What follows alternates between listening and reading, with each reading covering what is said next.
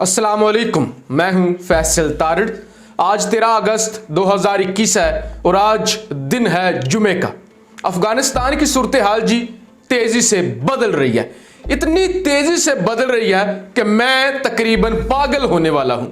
हर 2 minute के बाद एक खबर आती है, बहुत बड़ी खबर होती है, लेकिन उसके 2 मिनट बाद एक और खबर आ जाती है और अब लगता है कि जैसे पहले वाली खबर तो छोटी सी थी, वो एक बोनी सी खबर थी, ये तो बहुत बड़ी खबर है। उसके बाद एक और खबर आती है और लगता है कि पहले वाली दोनों खबरें ही छोटी थी, अब आई है बड़ी खबर और फिर एक बड़ा धमाका होता है, एक बड़ी खबर आती है। तो ये सिलसिला आज पूरे दिन से जारी है। कोशिश करूंगा इस वीडियो के अंदर तमाम बड़ी खबरें आपके सामने रखूं। सबसे पहले सबसे बड़ी खबर आपके सामने रखता हूं, हमदुल्ला मोहिब, अशरफ गनी का नेशनल सिक्योरिटी एडवाइजर, जो पाकिस्तान को गालियां देता है, अपनी हार का जिम्मेदार पाकिस्तान को ठहराता है। वो लंदन जाता है, एवन फील्ड के अंदर नवाज शरीफ के साथ मुलाकात करता है और दोनों पाक फौज को गालियां देने वाले इकट्ठे हो जाते हैं। उस हमदुल्ला मुहिब से आज इस्तीफा मांग लिया गया है और आप जब ये वीडियो देख रहे हैं तो अब हमदुल्ला मुहिब किसी भी ओहदे पर फाइज नहीं है, वो बिल्कुल फारिग हो चुका है, 2 टके का हो चुका है, उसकी कोई औकात नहीं रह गई। दूसरी जरा खबर सुन लीजिए, अब्दुल रशीद दोस्तम, जिस पर इस वक्त सारा जुआ खेला जा रहा है कि रशीद दोस्तम ही अब बचा सकता है, अब ना बरतानिया ना अमरीका ना कोई और ताकत नहीं बचा सकती तालिबान से, सिर्फ रशीद दोस्तम। उस रशीद दोस्तम से भी अशरफ गनी मायूस हो चुका है, अफगान फोर्सेस मायूस हो चुकी हैं। इवन ये जो हमदुल्ला मुहिब से इस्तीफा लिया गया है वो भी इसलिए लिया गया है कि हमदुल्ला की एक ऑडियो लीक हुई है, वो कहता है ये हमसे अरबों रुपए खा चुका है, हम तिजोरियां लुटा चुके हैं रशीद दोस्तम पर और अब यह सिलसिला बंद होना चाहिए। रशीद दोस्तम को भी कोई कामयाबी हासिल नहीं हो रही। उसके फौरन बाद रशीद दोस्तम क्योंकि लाडला है गनी का, तो उसने कहा ये क्या बकवास हो रही है, मैं लड़ भी रहा हूं और आप मुझे पैसों का कह रहे हैं कि पैसे खाते हो। तो अशरफ गनी ने फौरी तौर पे हमदुल्ला मुहिब से इस्तीफा तलब कर लिया।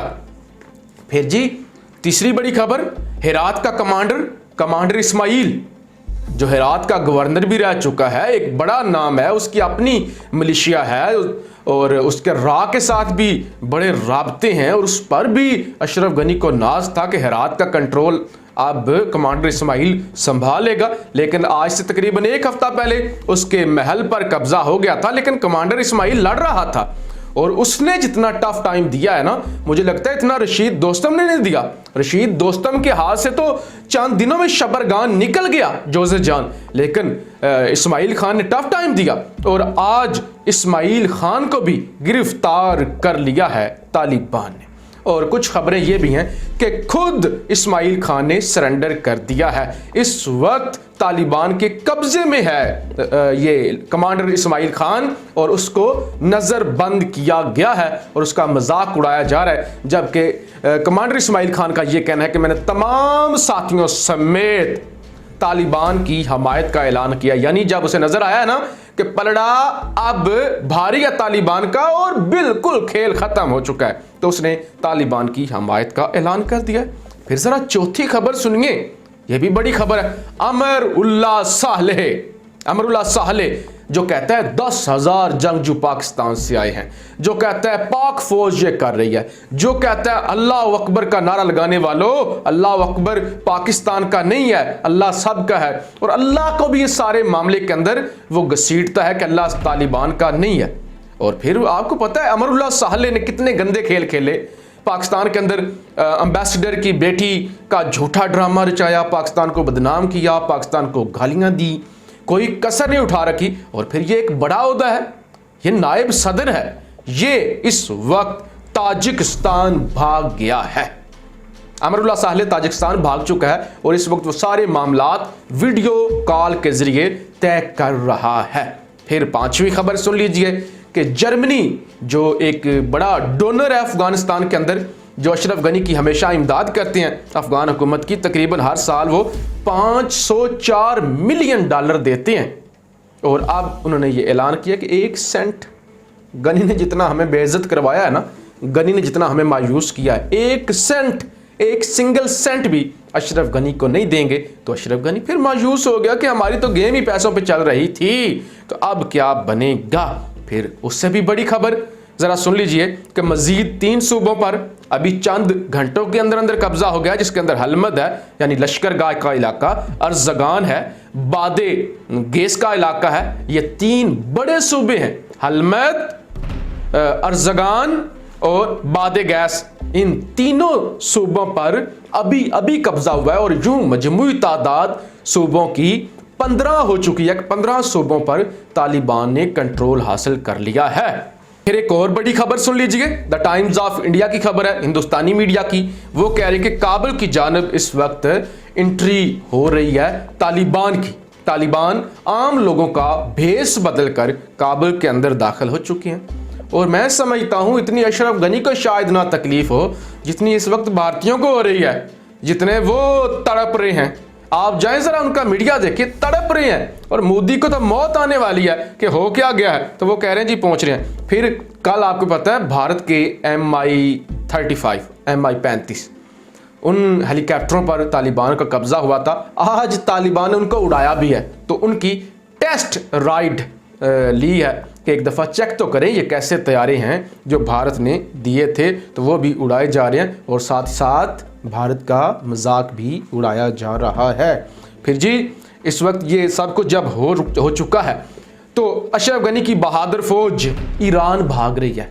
वो भागकर मुकम्मल तौर पे अपनी गाड़ियां, अपने टैंक लेकर ईरान की सरहद पर पहुंच चुकी हैं और उनसे मदद मांगी जा रही है, दरख्वास्त की जा रही है कि हमें इधर एंटर होने की इजाज़त दें। अभी तक ईरानी हुकाम ने उन्हें खड़ा रखा हुआ है, अभी तक इजाज़त नहीं दी और वो मिन्नतें कर रहे हैं कि हमें अपने मुल्क के अंदर पनाह लेने की इजाज़त दें। फिर एक और खबर, अशरफ गनी आज या कल यानी चंद अगले घंटों के अंदर, बेशक 12 घंटों में करे, बेशक 24 घंटों में करे, बेशक 6 घंटों में करे, अपनी कौम से एक इंतहाई अहम खिताब करने जा रहा है। और जो माहिरीन है, तज्जिया नगार है, सीनियर लोग हैं, उस्ताद लोग हैं, वो ये कह रहे हैं कि अशरफ गनी का ये कौम से अलविदाही खिताब होगा, आखिरी खिताब करने जा रहा है अशरफ गनी अपनी कौम से।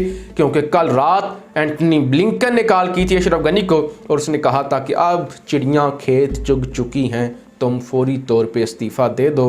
तुम्हारे इस्तीफ़ा देने से हो सकता है हमारी तालिबान के साथ टाक्स हो जाएं और वो 6 माह के लिए सीज़ फायर कर लें और हमारी इज्जत बच जाए। तो ये कुछ हो रहा है। फिर इसके अलावा एक और बड़ी खबर रखूं आपके सामने कि ये सब कुछ चीज़ें जब हो चुकी हैं ना, अब इसका विक्टिम कौन है, जिम्मेदार कौन है, गुस्सा किस पे निकलना है? पाकिस्तान। अगर भारत की बदनामी हो रही है, जिम्मेदार पाकिस्तान। अगर गनी भाग रहा है, अमरुल्लाह साले भाग गया है, अगर तालिबान ने 15 सूबों पर कंट्रोल कर लिया है, अगर कमांडर इस्माइल कुछ नहीं कर सका, अगर रशीद दोस्तम कुछ नहीं कर सका, तो जिम्मेदार पाकिस्तान है। तो पाकिस्तान पर हमले किए जा रहे हैं। फिर आज 13 अगस्त है, कल 14 अगस्त है, तो यौम आज़ादी भी है, तो उसी मुनासिबत से भी लोग जो हैं वो निकल रहे हैं घरों से। तो फिर उसके बावजूद जो है वो पाकिस्तान पर एक बड़ा ख़तरा है कि दहशतगर्दी हो सकती है। आज जनूबी वज़ीरिस्तान के अंदर हमला किया गया पाक अफ़गान बॉर्डर पर, पाकिस्तान की चौकी पर, फौजी चौकी पर। एक हमारा नाइक ज़ियाउद्दीन शहीद हुआ है और 1 या 2 जो हैं लोग अफ़गानी वो जहन्नुम वासिल हुए हैं। कुछ को ज़िंदा गिरफ़्तार किया गया है और जिनको ज़िंदा गिरफ़्तार किया गया है ना, उन्होंने ये बताया कि हमारा ये इरादा था कि हम पाक फ़ौज की इस बेस को, इस चौकी को आग लगा दें, लेकिन हम कामयाब नहीं हो सके, हमें पाक फ़ौज ने पकड़ लिया है। तो इसके अलावा मज़ीद भी ख़तरात मौजूद हैं। तो मेरी आपसे हाथ बांध कर गुजारिश होगी, हाथ बांध कर देखिए, एक तो मुहर्रमुल हराम है, मुहर्रमुल हराम इतना मुक़द्दस और इतना सोगवार सूरत हाल है। इमाम हुसैन अलैहिस्सलाम की शहादत हुई थी बेदर्दी के साथ इस महीने में, और इमाम हुसैन सब के हैं क्योंकि वो नवासाए रसूल हैं, जन्नत के सरदार हैं। तो जो जो जन्नत में जाना चाहता है, जो जो नवासाए रसूल को मानता है, उसका हुसैन है। बेशक वो सुन्नी हो, जो शिया हो। देखिए नबी तो सब के हैं ना, वो किसी सुन्नी या शिया के तो नहीं है। इसी तरह नवासा रसूल और नौजवाने जन्नत के सरदार हैं, तो उनका एहतराम करते हुए खुदारा घरों से बाहर मत निकलें। एक कोविड भी है, ऊपर से ये जो हालात हमारे पड़ोस में बने हुए हैं, तो बहुत ख़तरा है किसी भी शहर के अंदर, किसी भी इलाके के अंदर कोई ना कोई कार्रवाई हो सकती है। तो अपनी जानों को भी बचाएं और फिर इस हुर्मत वाले महीने के एहतराम को भी मलूज़े खातर रखें, क्योंकि हालात बहुत ख़राब हैं। अपनी राय का इजहार ज़रूर कीजिएगा। पाकिस्तान जिंदाबाद। और मेरी आपसे गुजारिश होगी, हर वीडियो में करता हूँ, कि मुझे ट्विटर पर ज़रूर फॉलो करें। अल्लाह हाफिज़।